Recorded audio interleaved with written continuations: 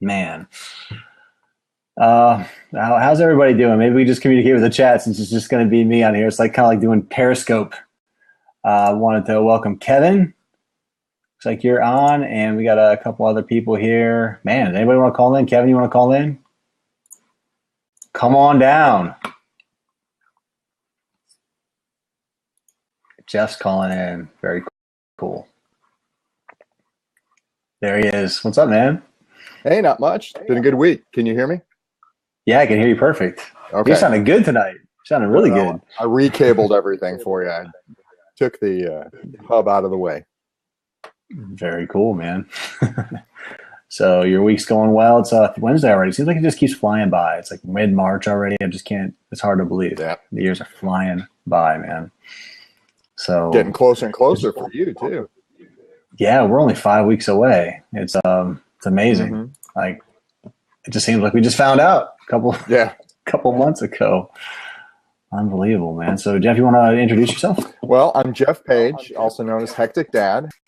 Most importantly, I'm the dad of 8 kids and the grandpa to 1. That's the noise in the background because he decided to join us tonight. Tristan, right? Yep. He just turned 2.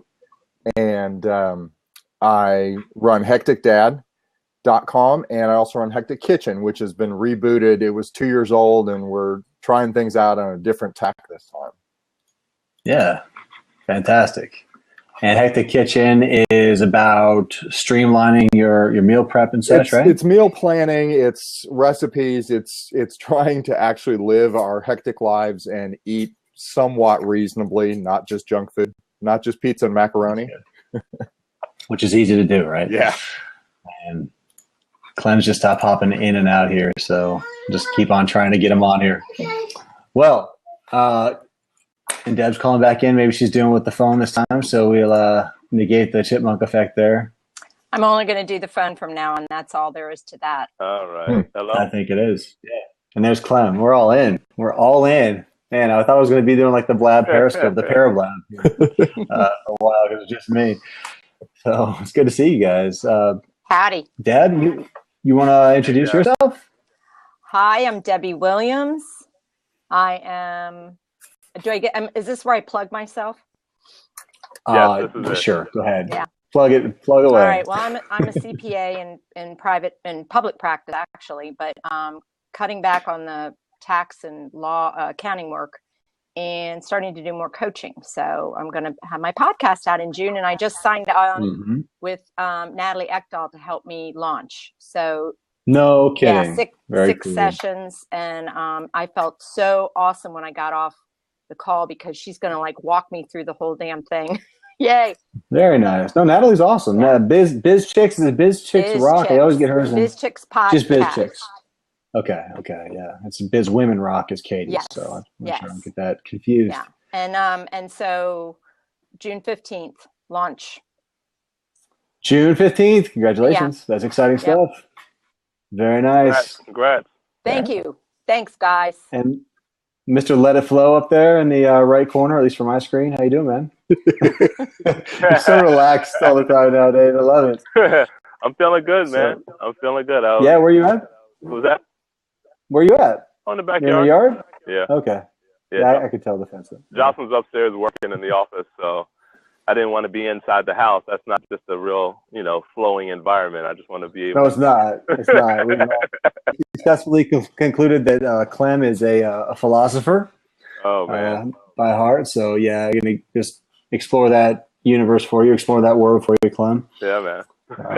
Do a good job. Well, welcome everybody. So today we're talking about leveraging Parkinson's law. How many of you guys have heard about Parkinson's law? Heard of it other than me? Not me. Jeff has? Never, huh? No, I only heard of Parkinson's, the disease. So yeah, that's not. I don't really want to talk about that tonight. We can't, I guess. So Parkinson's is. If you guys are familiar with the 4-hour work week, that's the first resource I heard mention Parkinson's law. Basically, that the time you allow for work will automatically be filled. There's just so many. Ever since I kind of read and sort of researching that and actually applying the different principles, man, I learned that there was just so much advantage to leveraging this kind of concept. It's an anecdotal law. I mean, I'm an engineer, so like it's not something you can scientifically prove that I'm aware of. But if you give yourself more time to do something, it's automatically going to fill. And the first thing that comes to my mind, at least from my experience in the corporate world, is just meetings. Like, what's the default time? When's the last time you've had a meeting? Does anybody? I had one have an today, example? and it was a half hour, and we went boom, boom, boom. We were done in a half hour. You're in it. Did you only give yourself a half an hour? Yes, it was planned that way. Up front. Yep. And you got it done, right? You got the points across, and it was beautiful. Yeah. I mean, I've been in organizations where the default time is an hour. Yeah. And if you're lucky, like, everybody will show up at least 5 minutes late. You'll sit there and wait for everybody to show up, and then, like, you don't get started until 10, 11, 12 minutes. And then even then, sometimes you're waiting for, like, the guy that's the decision maker, and he'll show up a half an hour late. And before you know it, like, you're an hour and a half over time, and you're just it's just filled. How's that being so productive? One thing, it's not. It's terrible. It's ridiculous. So I think that the one thing that I've kind of been just experimenting with is if I ever set up a meeting with not that I really set up any meetings anymore nowadays, but if I were to, I'd recommend just doing it for 20 minutes, because I think back to my days working in corporate, like, if I were to set a default time of 20 minutes for any discussion whatsoever, like, no matter how complex it is, then you're going to get in and you're going to be basically forced to get the points out in a very quick period of time and make decisions. I think that's one thing that people, when you go into meetings and stuff like that, like, you really, really like to hear yourself talk. I know sometimes I do. It's kind of like a natural type thing. But if you were to, thanks, Roy. If you were to actually just set the default, then it's like, okay, really, what are we trying to accomplish? You're kind of forced, your brain automatically goes to, okay, what are we really trying to get done here? And then you get just, your IQ level just goes up like a couple of points automatically, and here you are getting done what you need to get done in record time. For me, it's not even just meetings. It's just like, if something happens in my life where I'm completely just taken off guard, like some event where the kids get sick, or I get called from the school or something like that, and I have all these things I need to do on my list. It's like, I feel like, it has happened to me several times, where I automatically go into, like, this, I don't know if it's like an emergency mode type situation or an autopilot thing, where I automatically know, okay, I can take this thing that I wanted to do here, or this meeting, and adjust it and figure out a way to get that done in another manner, and just, it just happens. It flows, Clem. It just flows. And so it's like, so I guess the trick would be, like, how to leverage this situation to where you can operate like that as more of a standardized practice versus defaulting to what's comfortable and what we know. You guys have any thoughts on that? I do. I know. Oh, go ahead, Deb. I was just going to say, I think, men tend, I'm going to be a little bit generalizing about it, but not in a bad way, just to kind of just to point out two different ways of looking at it. I think men, a lot of times, are more abrupt about when they're being distracted from what they want to be doing, because, it's making them nervous that they're not getting done whatever it is they think they're supposed to be doing. And women, we tend to be a little apologetic and that sort of thing, and we get a little bit wimpy. So I think it's, first of all, a boundary issue, and second of all, it's developing a new dialogue for yourself in how you approach the talk when these things happen. Something you can build a habit around, where you say, "Excuse me, I'm sorry, I have to cut you off. I can connect up with you another time, but here's the deal. I'm out of here," or whatever. And then the other thing is agenda. Even if it's not your meeting, it would be so much fun. Okay, so you go into this corporate boardroom and you come in with the agenda for what you want to accomplish at the meeting, and you have little boxes, and you sit there, and every time something happens and you get it resolved, you check off your box. And all your boxes are now checked off, and you say, "Okay, well, my agenda's done. I'm out of here," and then just leave. I got all my questions answered. I'm being a little funny about that, but think about that. Well, I don't know why you couldn't do that. I know. Well, you could, actually. And to be perfectly transparent, I actually have, because, like, towards the end of not even towards the end, probably the last 3 or 4 years of my corporate career, I started doing stuff like that, because I was at the point where I knew I didn't really care anymore. And it's funny, like, when you're, and Greg said this, right, Deb? Like, when you have high engagement but low attachment, maybe it's not applicable, but, like, whatever the outcome is. So my outcome would be basically my career working in corporate America. Like I didn't really care about that, but I was giving it my all because I cared about the people I worked with, and I wanted to basically help them along in their own personal journey. So I had high engagement but low attachment, and like that concept of not caring what the outcome is, like you could do stuff like that and get away with it and still perform well. You know what? You can take that very idea, and all you need to do is make one subtle little shift, which is to say, I'm doing this for me. It's no longer about whether you're attached to what other people think about it, because when you start thinking about it from you and you get tougher about it, it becomes, I'm just noticing this in my own work.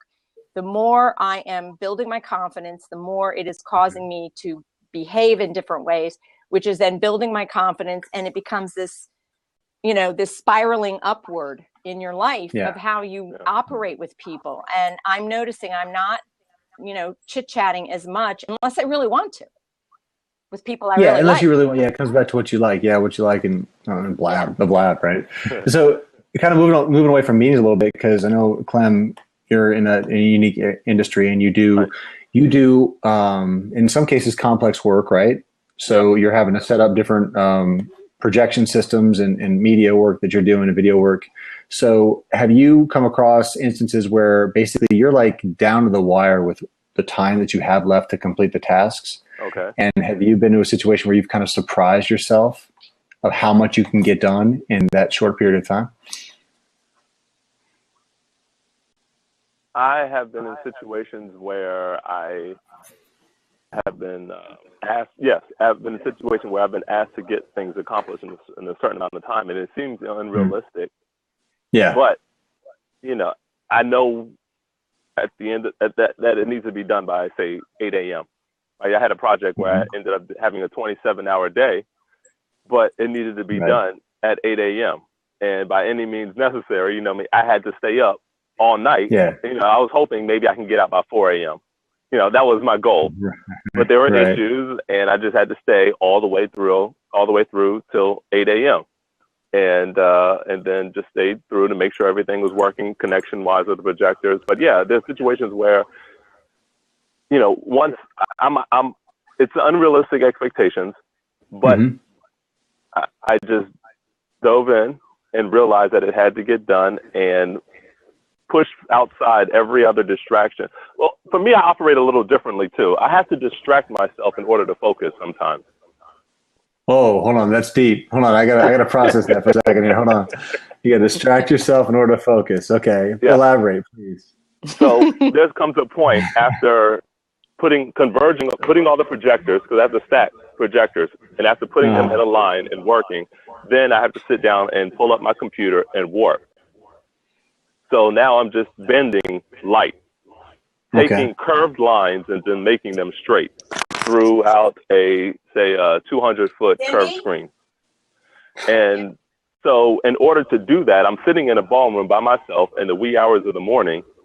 So but I'll light a candle, I'll play music, I'll put on my slippers and my comfy pants and all that, and I'm distracting myself with the music and the scent of the candles, creating my own personal environment so that now I can focus on the lines.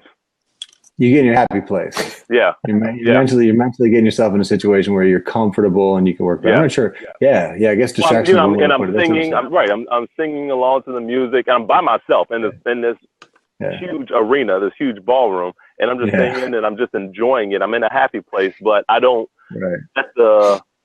let the curvature of the lines. I can take control of the flow, I guess. I got you. The flow. The creative sweet spot. Yeah.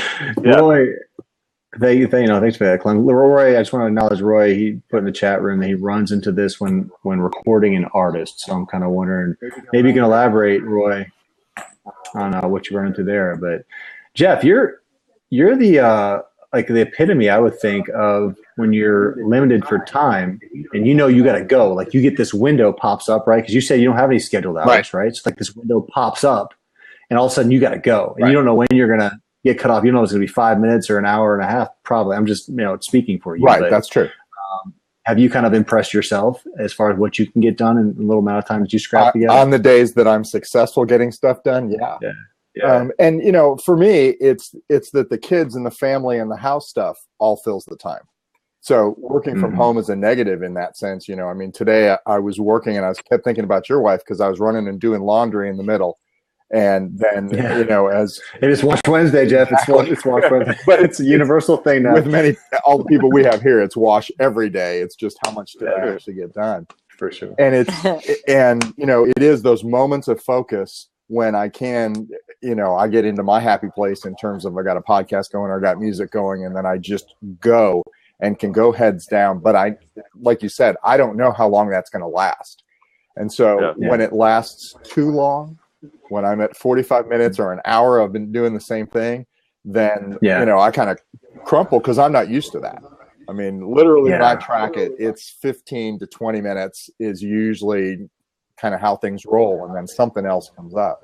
Oh, wow. Gosh, that's going to be tough, right? But you have to be ready to sprint all the time. And it's just like with kids, you know, we had one and then we had twins. So we went to 3. And as I tell people, when I had more than I had hands, I was always juggling. There's no, you know, I mean, there's always a kid who's you're not able to hold. I mean, you can, but not for very long. Yeah. And so, you know, as you add more tasks, projects, people into your life, that's the way it works. Is you've just got to be able to switch from thing to thing and allow your focus to go that way. I kind of like the flow term, although I've never really thought about it that way. But you know, for me, it's a tidal wave, and I've just got to ride it and be ready for what happens next. So you think you've kind of trained yourself to minimize that transition time? Because you always hear, like, if you get pulled away from a task, I know for me it's true. If somebody comes and interrupts me on what I'm doing, it takes me a while to kind of get back into it. Have you kind of trained yourself to just stop and go? There's no transition time for you. It just gets done. And some days are better than others. I mean, some days are awful, and I snap at people and I lose it, and then, you know, I'm just like, oh, I can never get this done, and just, you know, blow up. But yes, being able to switch from mode to mode, and for me it's really 4 modes. It's family, it's house, it's business, and it's personal stuff. And so you know, as I swing back and forth between those things, I control what I can, but I've learned to deal with it. I understand. Yeah. I have a great idea about thinking about that, because certainly that's how my life was. In fact, my favorite thing was my husband used to, my back was to the door when I worked, and my husband took that as a sign that I was slighting him. So we used to have fights about it, but I wanted to look out the window. Yeah. But anyway, I finally got into a really good meditation group. And one of the things that he has us do, and this could work really well, I think, for that having to quickly go over and move to something else. He has you take a minute or 2, no more than that, and bring yourself into that calm space and imagine yourself in your meditation space, which is supposed to be sacred space, which is the one thing I'm doing this time that I never did before. So basically what you're doing is you're creating this illusion in your mind before you have to jump ship with one thing you're doing and like redo whatever. Who the heck knows what goes on in the brain at that point? You could take that minute, even if it's just literally just a deep breath. I mean, I'm practicing that stuff much more, and I'm really noticing how much it really can make a difference. And the meditation here's the other thing about meditation, just to throw this in there. It's really important to meditate with somebody who does know how to coach you in it, because you have to learn how to meditate.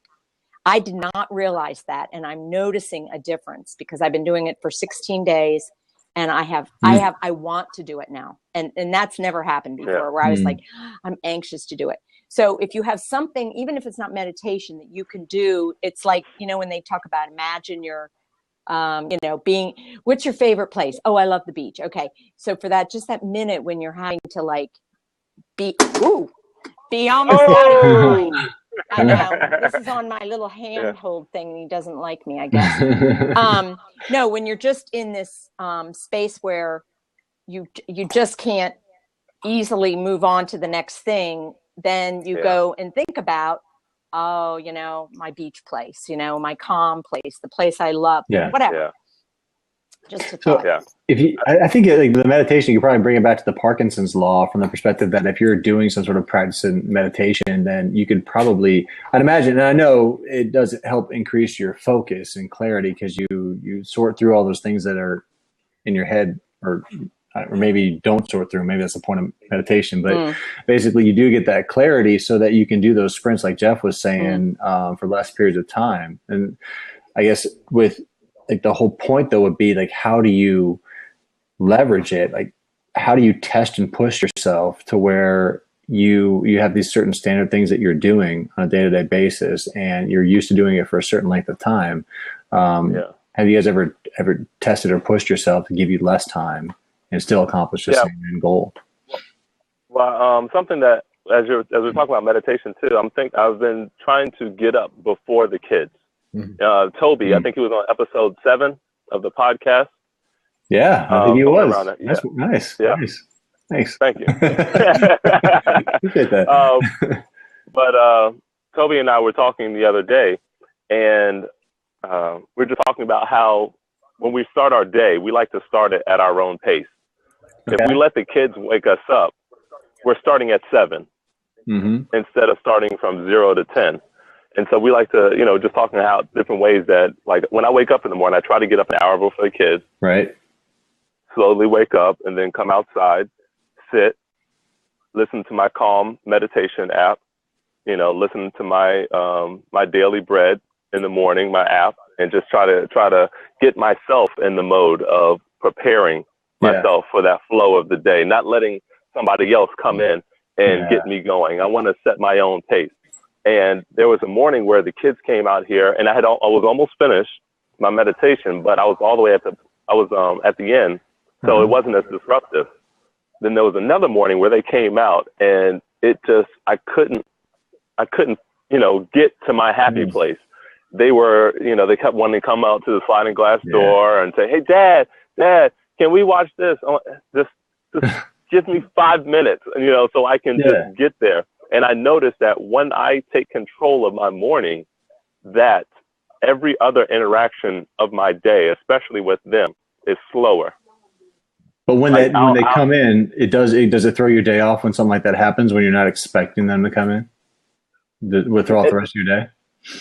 It doesn't. It changes it does throw me off a little bit. Yeah. And I have to find time to take control. It throws my morning off, I'll say. It throws my morning off, but then after dropping them off at school, I have to take time to take control of my day again and set my own pace. When you're raising kids like that, one thing you can do, these came from some of the classes I took, like we had something called Parent Encouragement Program, and it was a very reasonable way of raising your kids. It seems to me one way to sort of help with that aspect of it would be to sort of work with your kids to have a word or a short thing you would say where they need to know they can't interrupt you. But here's the kicker is they know it means I will get to you in 5 minutes, and then you follow through. So they don't end up feeling abandoned by you on a regular basis, because my daughter still talks about how I never, took care of her in her whole life, like she raised herself. And I know it's hilarious, but anyway, but that really makes a lot of sense, because kids can get conditioned to helping you with the process, and they can learn, and helps them learn to be respectful. I'm going to say something. My sister would hate me for saying this, but never mind. It's not her. It's anybody. You call them up on the phone, or they call you up on the phone. And when the kids are little, and they start talking to the kid while they're talking to you. Now they called you, and they're talking to their kid, and you're like, and they keep saying, "Please don't, honey, please don't bother me. I, and then they get insistently worse, but they keep engaging with the kid, It doesn't work. So what do? You just ignore it? Yes. Your solution? Absolutely. Now, at the first few times, it's not going to be fun. I can promise you, especially if you're trying to break a child of a habit, it's not going to be fun. But it will pay off. It's like anything worth doing is worth planning it out and doing it. And being consistent. You need to give them the same stuff you're trying to give to yourself, because then you have a consistent household as much as that's possible when you have little kids. So interesting. Yeah. I was in a situation today, not so much with the kids, but where session I had with a client got canceled or rescheduled for Thursday. It was supposed to be tomorrow, I should say. And so all of a sudden I found myself having 90 minutes of free time. I'm like, oh, wow, I have this time to get these things done. And then I think I saw what happened. I was like, oh, let me go on. I wanted to finish this one post that I had going on social media. I drafted up. Let me finish that. So then all of a sudden I timed it because I'm tracking all my time now. I'm really, like I said, I think somewhere recently, I'm tracking everything. Like last week, we talked about it. I think not even just work time anymore. Like I'm tracking everything. So I timed it. I'm like, okay, I'm gonna go to social media. It's gonna be like a 15-minute thing. I am not kidding you. That thing took me like 70 minutes because I got done with one thing. I'm like, oh, well, there's something else. Oh, it'd be good for me to work on that now. Like, and it automatically expanded, and here I am. My big 90 minutes that I was going to gain turned into 20. But kind of the flip side of that though, the extra thing that I wanted to do that I was going to give myself 90 minutes to do. And it was a planning type thing. I was I'm setting up my Gmail to open that up to all my email accounts to go through Gmail now so that I can have my VA process my email for me. That's one thing I want to set up, but I was going to give myself a lot of time for it, but I almost got it all done in that 20-minute window, which is amazing. Like, so I guess the Parkinson's law did like I don't know, like it went full circle, I guess, because I lost time because I started getting caught up in social media. But then I had that limited time, like, oh, I better get off this now because time is like pretty much over. I basically got done everything that I wanted to get done. So I don't know what the lesson learned from that was. Dollar cost averaging. Yeah. Yeah. So I guess if I would have just plugged in, 3 20-minute sprints and gave myself 5 minutes in between, I would have got, triple what I got done instead of just, screwing on. I wasn't screwing on. I was relatively productive over social media, man, trying to create versus consume. But anyway, that's what we're here for today. And to connect the two, you're talking about Parkinson's syndrome and then also talking about training your kids. Mm-hmm. Like CJ, my son loves to take these long showers. And then he's upset because when he's done with the shower, it's like, oh, I don't have time to watch TV or I don't have time to, hang out. Like, well, you took a freaking 20-minute shower, dude. So it's like we put a timer in there, limiting him, but then also telling him, hey, first things first, bathe yourself. Yeah. And then after you bathe yourself, if you want to hang out in there for a little while longer, then you have that. But we need to put a limit on that. And then now he's starting to get out of the shower faster because he's understanding, okay, I want to spend more time with my dad afterwards or watching TV or whatever. You actually set a timer though? You have it goes off, he can hear it in the shower? Yes. Brilliant. Which is better than turning off the hot water. Right, true. That's true. Yeah.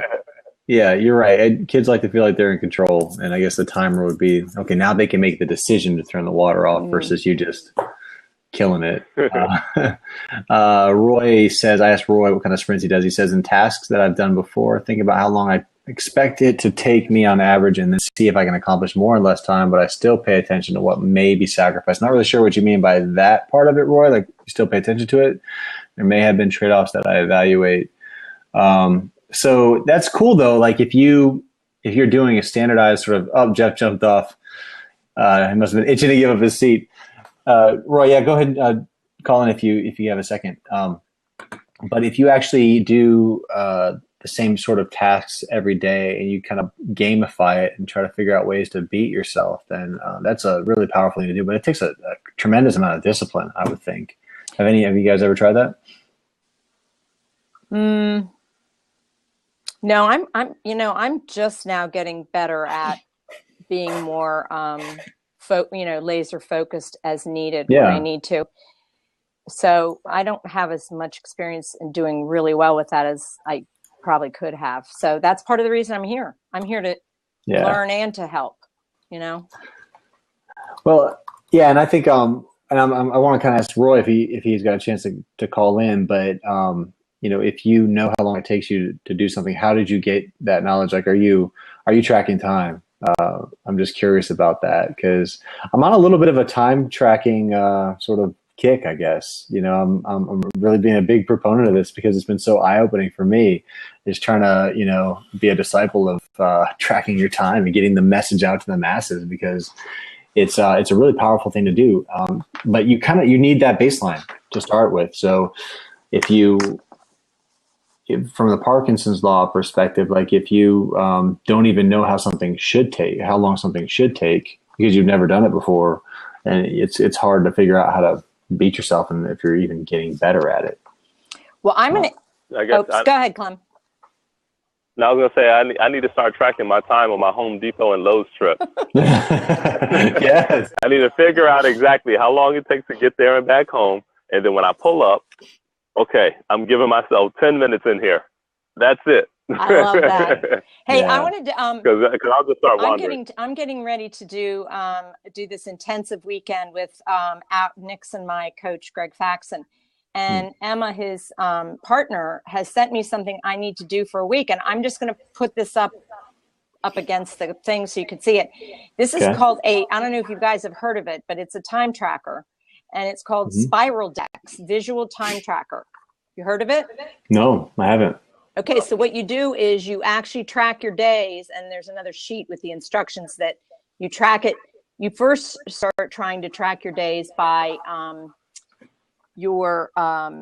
it's in 8 major categories. Oh, here, I'll put them up. Jeff says he used to use one. Yeah, it looks kind of fun. I mean, I'm certainly worth trying it. And what you do is you break it down by your eating, sleeping, exercise, me time, marketing, outreach, logistics and planning, speaking, coaching, writing. So it helps you zero in a pictorial fashion. So it's that same idea. It's the timekeeping. And we do all know that when you do keep time, like with eating, for example, it does help you see something you didn't see before. There's no question about that. I mean, that goes without saying. Yeah, you mean like keeping track of what you're putting in your mouth every day? That sort of concept. So the same thing is how much time are you spending? Like Clem would have an entire category called Home Depot and Lowe's, but the rest of us would have one me time category. You have 2. That's right. Right? Yeah. Right. I mean, you can't improve, and like Jeff said there in the talk, you can't improve what you don't measure.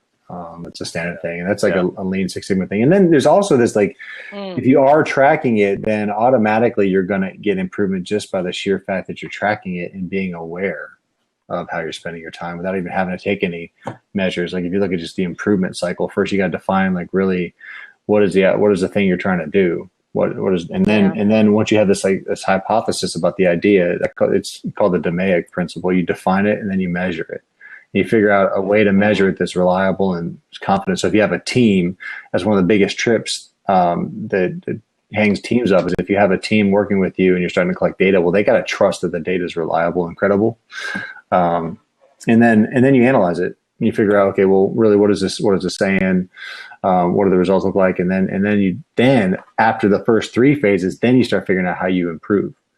So we're just so, and then the last phase with the DMAIC is DMAIC. The last one's control it. So once you actually make the improvement, then how do you sustain it? So there's like those 5 principles, but like we all want to start on improve because that's the fun part. Right. But there's like 3 whole cycles before you even get into improve phase. And that has to do, Roy's calling in here. And that has to do with, measurement. And it just seems like it just gets overlooked quite a bit. And in any environment that I've gone to, any problem that we're trying to solve, like, hey, we got this problem. Oh, well, we can fix it this way. Like, it's the first thing that comes out of people's mouth without really relying on, what's in front of you and being objective about it. Because as long as it's credible data really can't argue with it. Doesn't lie.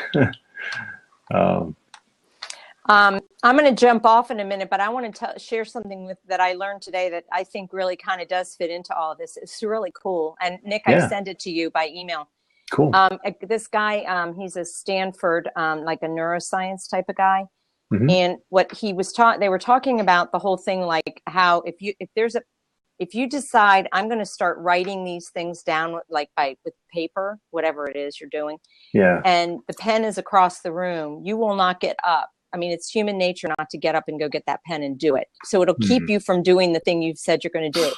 Okay. And it's another example of it would be like if you have TV dinners, and you also have this really great food, but it's all packaged up and it's not necessarily needing to be cooked, but maybe just less accessible for that moment in the fridge, you will pick the TV dinner because it's just easier. It's easier. Yeah. So you're going to do these things that are easier. So his trick was this, I thought was really cool. Now you have to have a little bit of space, but you probably could do it with small boxes or whatever. But what he does is when he's going to work on different projects, each one has its own mat, like a placemat or something.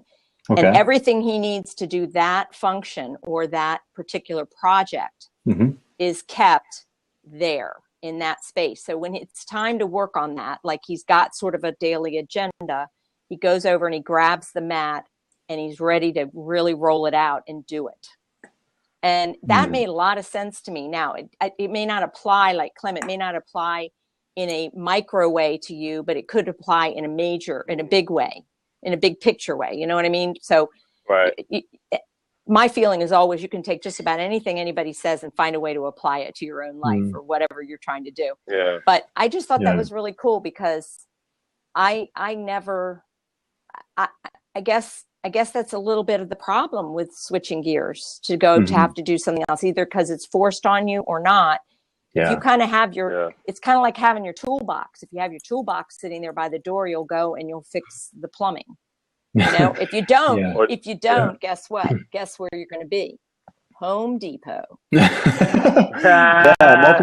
multiple times. Yeah. I think of that as creative avoidance, frankly. Going to Home Depot, but that's just me. I'm just being creative. Having had about 100 screwdrivers in my house when I sold it, I knew that every time that my husband needed a screwdriver, he went and bought a new one. That was just what he did. Because you didn't want to go off and look for them. That's interesting. Yeah, I think it's a project planning type thing. So that's my experience. Like we've had just programs of how do you make the jobs easier, so you don't have your mechanics running around the facility looking for tools, and just how do you think those things, getting people to develop the discipline to think through those jobs before you go off and execute, so you can execute them quicker. That's just kind of what it goes back to. But it's also that idea though of like you're more inclined to want to do it. You've set that up. That's true. You've set that up for yourself because. And you don't necessarily it could be an art project that you would enjoy doing, or it can be a business thing. It could be anything, but at least it's giving you a little sense that you're in control of how you're going to get it accomplished. So, but Deb, what about this? You were talking about like the boxes, right? Yeah. Now, what if you have your easy box and your hard box, or not hard, but not as fun box, and then you alternate between the two, and that way you still get both of them done. But you're having your creative pause, if you want to call it that, or your more enjoyable tasks that you're still getting accomplished. But it's like, okay, now I have to go back and do this. And then after you complete another hard task, it's a reward to do the other one. Yeah, right? Yeah, and if you think about that even further, you could take that to like a couple of your mats when you have young kids. It could be kid things, so that if you do get interrupted. Now you've got the mat ready to go, and you got a project to do with them. And even better is it to be something that you would want to be doing with them anyway at some point. Now all of a sudden, you've sort of added another dimension to it, and you're making it so that you can kill two birds with one stone that way. The other thing is that Twyla Tharp, apparently the dancer, she apparently she has a box for every dance. So that has the costume in it and the this and the that. Oh, okay. And then when they get stored away, when she's moved on to the next project, like a new dance, when she doesn't need the costume, she literally has it labeled and it goes in wherever the storage is. So it's really it's an interesting idea of how to do your organizing as you go, What it reminds me of, Deb, is like fulfilling your own commitment, the concept of fulfilling commitments to yourself. Yeah. Like we've talked about in the past, like what do you do the night before to make yourself feel at ease? Like you plan your day the night before versus waking up and then having to do it. Like your former self has fulfilled a commitment. So if you lay all these things out in project form on your mat, then you almost don't want to let your former self down. You're like, I did all this work for myself. Like, why would I want to go and mess it up right now? Yeah. That is a great point. I'm not leaving the conversation, but I'm going to jump off so somebody else can jump on. All right, cool. Thanks, Deb. Good seeing you. So Roy, you have an example that you were sharing in the chat about recording your artists. So what do you got? Oh, it was when we were talking about scheduling and then meeting times getting pushed back, and I've had some cases where you can tell that the artist isn't really serious enough, and in some cases they show up late and think that it's okay. And I'm not talking like 15 minutes; I'm talking like 30 minutes, maybe even an hour late. Yeah. And usually when they're that late, I don't extend. I just keep the same amount of time. And if I'm charging them, on the hourly rate, I just charge whatever we were blocked out for. Mm-hmm. But you still get the work done though? Huh? You still get the work done though, huh? And in most cases, yeah, depends on what we're trying to accomplish. Or sometimes it's just where more I'm doing consulting. But in the case that we're recording, it really depends on how much, and that's something that we usually establish before we even book the session to figure out what all they want done. Because it could be something that I could do within a half an hour. It could be something that would take a whole day to do, depending upon what they're trying to do. If they're trying to have a whole song recorded, usually it takes at least a day to record it with all live. When if it's just going to be a voiceover type gig, hour tops. If it's a short one. Well, I can think of Clem. I can think of an example that just happened recently with us when we recorded the Q&A panel. I think I was about due to a number of issues. I was about 20 minutes late to a session. Me and the other guy that was recording the panel, and lo and behold, I did find myself, and I don't know if you picked up on it, but I found myself getting a little bit more focused, and we got it done, and we had time to spare, really, at the end of that. So, what's the lesson learned in all this stuff? It's like I think it just comes down to underestimate the time it takes you that you think it's going to take to get something done. Give yourself less time, and if it takes you longer, then that's fine. At least but at least you're pushing yourself. But then it's like you almost can't just gamify. You can't just game yourself if you know that you have extra time. Like you got to set up. Yeah, well, I don't think that would necessarily work. Like you got to actually put stakes into it. Like you got to butt it up against another session, a client session, or work that needs to be done, or kind of just figuring out ways like cram. Because you don't want to hyper schedule, because that kind of stresses people out. But there's a balance there though that will kind of work. Jeff says he's got a question about the idea of leveraging this. Are we really trying to avoid the work expanding? I would say that yes. I say that we are, because I say that because, like, if you're, well, what is the work doing for you? Is it taking away from things that you really want to do? Would be the fundamental question, right? I got something with that one. Priorities. Yeah. I'm sorry, I broke up there, Roy. But like. Yeah, well, for me, I know I'm definitely not trying to have my work expand. And I was having a conversation with somebody about that today. I don't want my work to expand, my workload. I want my quality of work to increase. I want to be more selective with the projects that I'm doing. I want to have that control, and for my skill level to be put at best use. Like for me, I can do a 16:9 screen in my sleep. You know what I mean? I can knock that out in no time. But so that's not what I want to do. If I'm already limiting myself to a certain number of days of work, then those days I want to maximize that time. Especially like this is something that you and I talked about. Am I being productive if I'm working more hours? Well, if I'm on the road and I'm not at home, I'm gone for a 24-hour time period. Work me for 16 hours. Work me for more time than anything else. Because if I'm only working 10 hours, that means I'm not getting paid for 14 hours when I'm away from home. Saying Kevin just chimed in there.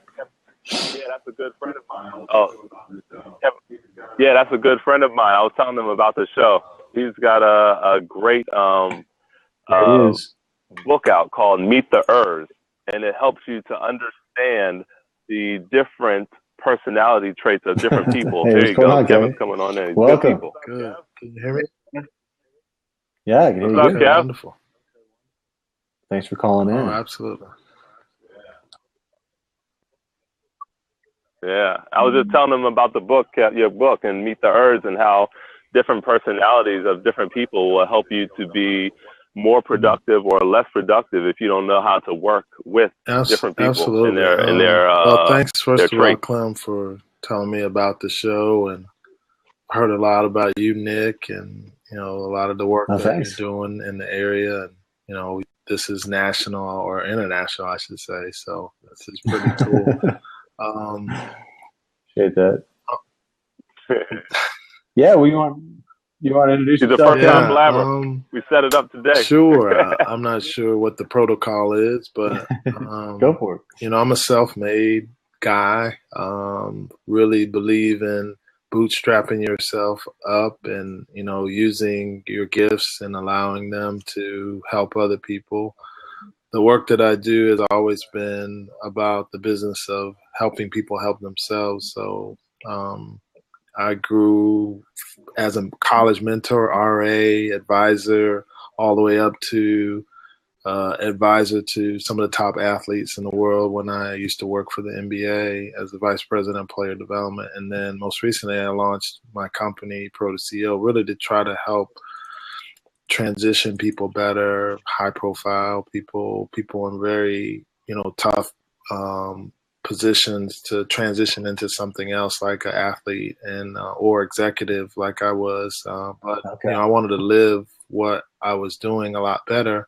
So I wanted to find more efficient ways to be productive with my family, to be a better son, to be a better person overall. So my company really means be the CEO of your life, be more in charge and really be more strategic about your choices. And like a CEO, you want to have, things in order, more process, more strategy, assessing risk, being able to understand how to get more out of sometimes doing less, the strategy of less is more. So what Clem was talking about was, and I'd love to talk about this a little bit later, but I'll try to give the Cliff Note versions. Sure. When I was at the NBA, I used to have players come up and say, hey, the reason why I can't be successful because it's somebody else's fault, or, I like the old team I was on versus this new team, or, I don't really like what this team is doing. I'm going to stick to what I do. So it was, some of those things I thought were just what the players weren't. So I'd go into work and I'd see the people I work with do the same thing, and I was like, wow, this is interesting. The players and the people are really not that different. So this book that I'm in called Meet the Urs is really about assessing yourself in terms of whether you're a blamer about the work you do, or you hold on too much like a clinger, or do you leap ahead and work autonomously and don't like to work in groups, or if you're the doer, and when you're the doer, you work for the win-win and not just for yourself. So we've begun this training and these master classes around, what's your in leadership? Are you a giver or are you a taker? Are you a naysayer or you are an encourager? So we're really forging in some good territory. It's a book that's very short. It's animated. We have some really neat characters, and it speaks to people on social media.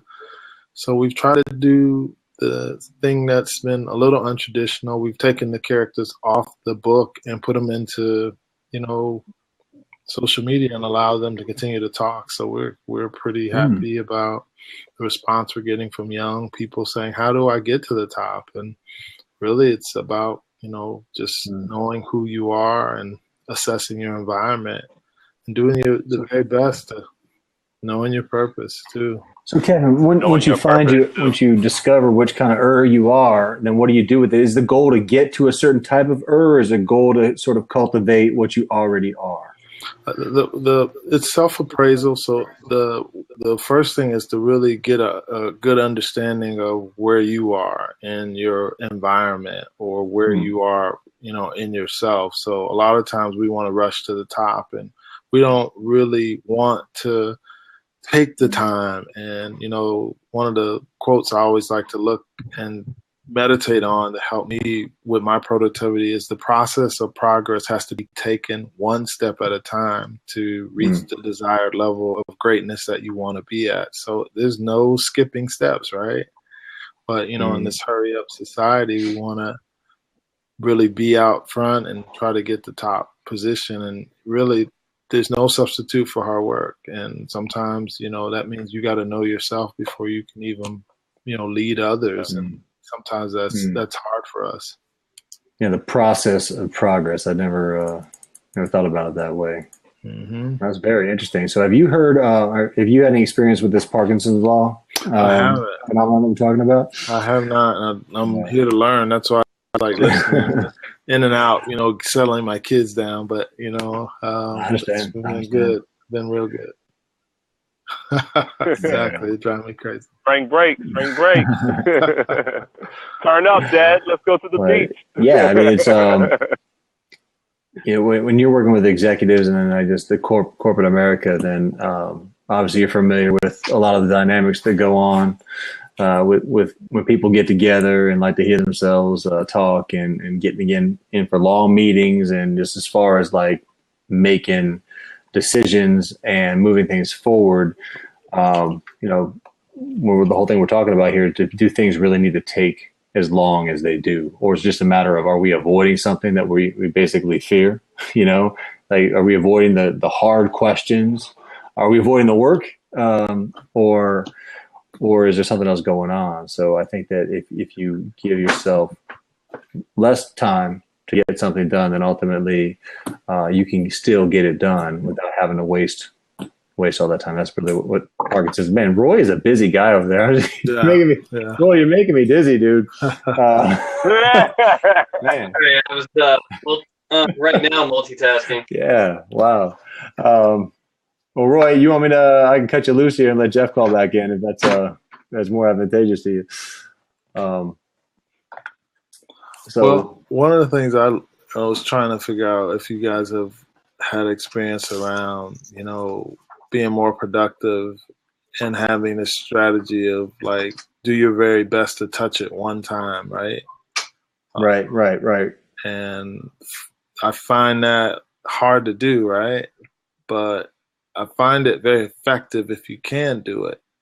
If you can put your energy towards it at that moment and really push yourself to get it done, then it's behind you and you can move on to the next thing. That's about process, right? You talked about the progress, the process of progress, or was it the other way around? Progress of process. The process of progress. Yeah. And I'm a process guy. So when you're disciplined about it and you line that stuff out as like, really, what are the steps that need to be taken to get this particular thing done? Parkinson's law would tell you that, when you're implementing, for me, when I'm implementing Parkinson's law or in a situation where I have less time to do something, it's like automatically my brain kicks in, my IQ goes up, and I can line that out without really even thinking about it. But when you're dealing with because you don't have time to think, you just got to get it done. So like my brain automatically goes and gets those sort of things done. But when you're with bigger teams and you're trying to develop a process that works and that can be copied, like a franchise type model or whatever the work is that you're trying to get done, then you really got to take the time and the discipline to think through all those different scenarios that could happen, line that out so that you only do touch it once. And that's not really an easy thing to do when you have multiple people, working on your particular effort. So let's see if Roy's trying to call back in here. If he's done jumping around, man. Roy, honest, if you're listening, man, I had to kick you, man, because you were seriously making me dizzy. I'm just being transparent, rocking around so much. So anyway, he's calling back in, but So yeah, that's like the kind of thing that we're talking about. Like it's how do you leverage that? How do you get more done by being more focused? And I think if you give yourself less time to do these things, then you can be more focused and get more done. I have another thing that I did recently is I've been doing a lot of presentations lately. I've been speaking about productivity, personal effectiveness. It's kind of my thing, the space that I'm in, and so putting together content, even when it's like a new presentation. But the process of putting together a presentation for me is becoming a little more autopilot. So when it's something that I know how to do, I've been giving myself less and less time. Like I gave a talk at USF. I think there was about 30 or 40 students there. And I gave myself, and just to kind of just be real transparent, I gave myself about 3 hours to put together a presentation from start to finish. And I remember I went to Starbucks. I set a timer. And like it was, and that's all. And the stakes, because we talked about putting stakes down, stakes that are meaningful. Like you can't just say, "Oh, I'm gonna give myself 3 hours," knowing full well that you got 6 to do it. Like it was Sunday night, and the presentation was Tuesday, and I hadn't even started. And I knew I obviously had a busy week and stuff like that. And okay. I'm a big proponent of planning and preparation, but for certain tasks that, at least for me, that I know that I'm very adept and skilled at, like in this case, I can put together a presentation, to speak on productivity relatively easy, and I could do slides and, the graphics and all that kind of stuff is a little bit more autopilot for me. I don't need the time that I could have taken to do it. And I knew that. So I went to the coffee shop. I set it for 3 hours. I did basically 3 50-minute Pomodoros where I set my timer. And then, I didn't get it 100% done, but I got about an hour and a half away from just being 100% completely done. And I had to create workshop materials, the slide deck, and all the content. And the presentation went really well. So I think that if there's those tasks that are kind of autopilot, then you can leverage that law by giving yourself less time and forcing yourself to do it. Now, there's the pitfall is it's pretty dang stressful. When you do put yourself under those kind of conditions, it's stressful because like you don't know what the outcome is going to be. Like something could happen, you could not get it done. So there's always two sides of that coin there. Thanks, Deb. So you're speaking. So you're creating a sense of self-urgency. Then that's right. Yeah, that's right. That's right. And do you find that healthy? Do you find like turning up that pressure? There's a sense that pressure can be good, right? Right. Right. When it's intentional, like the other kind of stress, we all know what that side effect is: less sleep, and but this one, I actually haven't thought about that.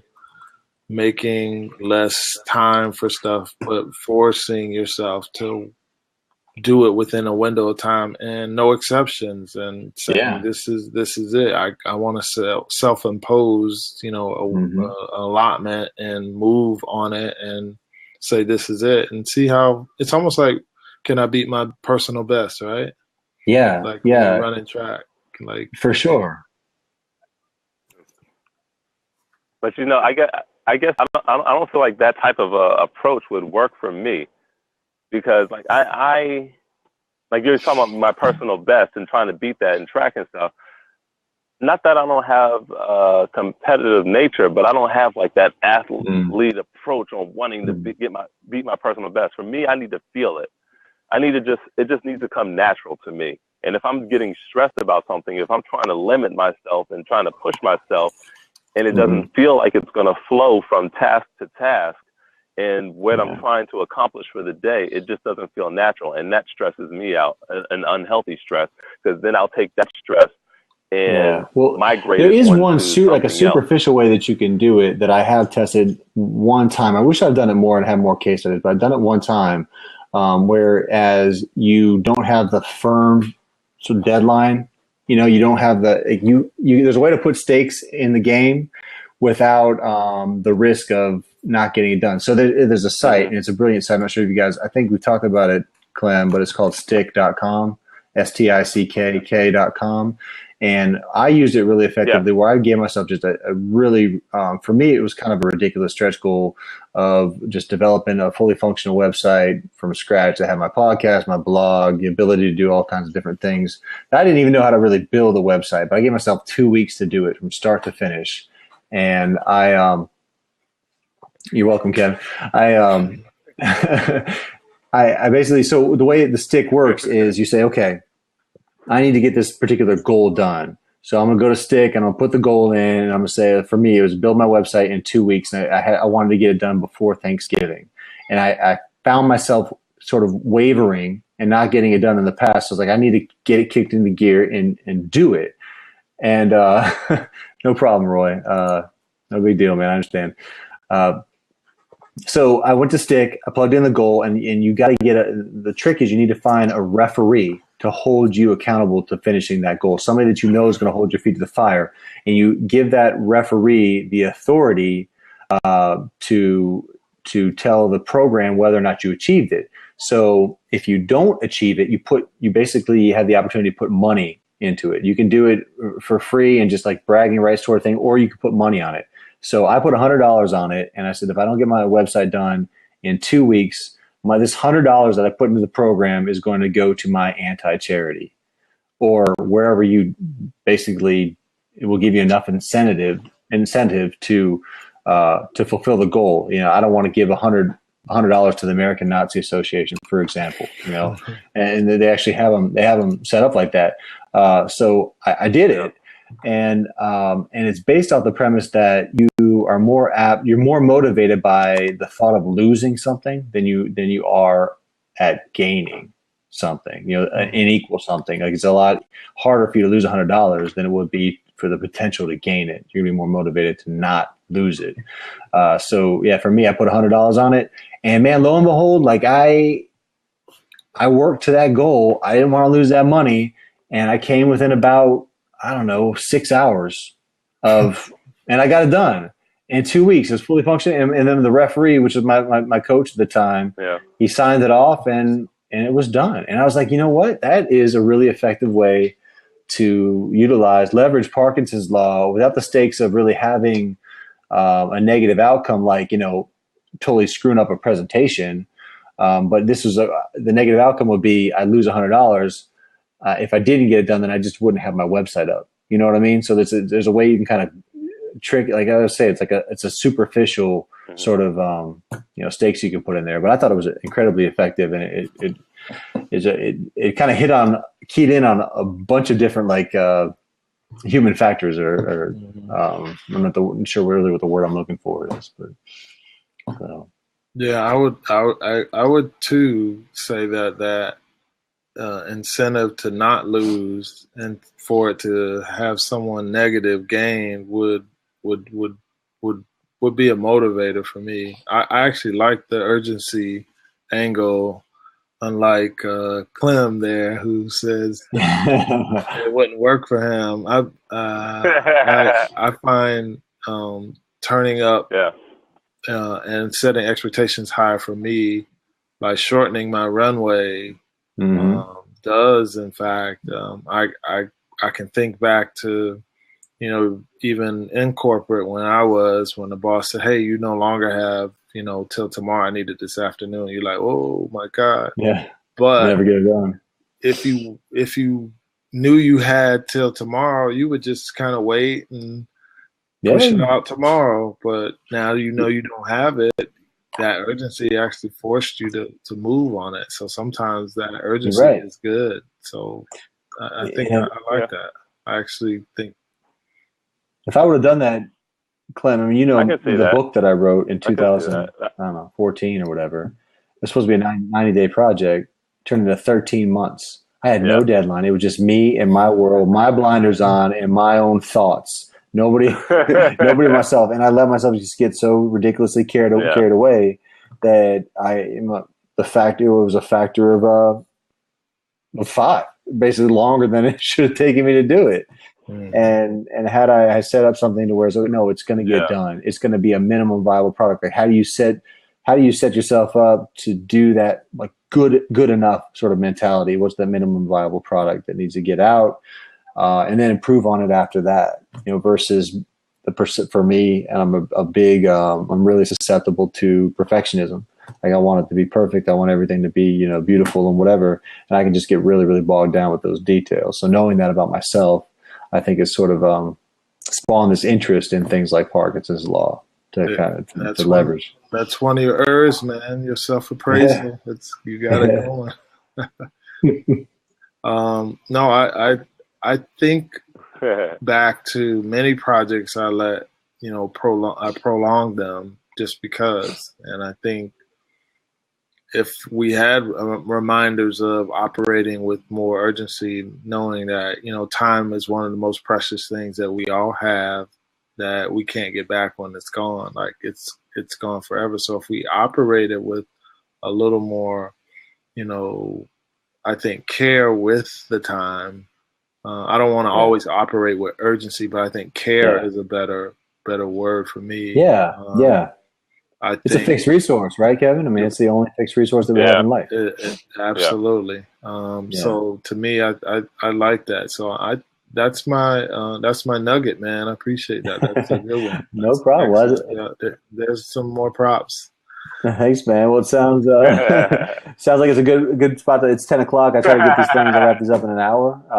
But man, it sure was nice meeting you, Kevin, and everybody that joined in. 13 people watching, the 5 people that signed in. Really appreciate everybody checking out. So we go every week, 9 p.m. Again, for those who don't know me, I'm Nick Snap. I have a podcast called the Make a Snappy Productivity Show, and new episodes come out every Friday at around midnight, or every Thursday night, Friday morning. So anybody want to sign off? Or we just say bye? Or no, I said thanks for allowing me. Thanks, Clem, for tipping me on this. Just like a good frat brother, always looking out.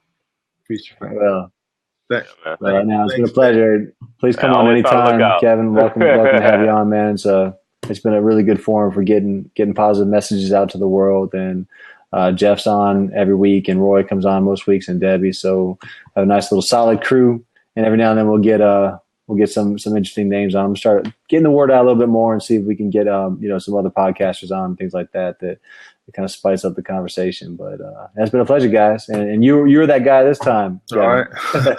All right, man. Yeah. All right, guys. Well, have a great weekend. We'll see you guys next week, hopefully. All right. Thanks. All right. Bye. All right.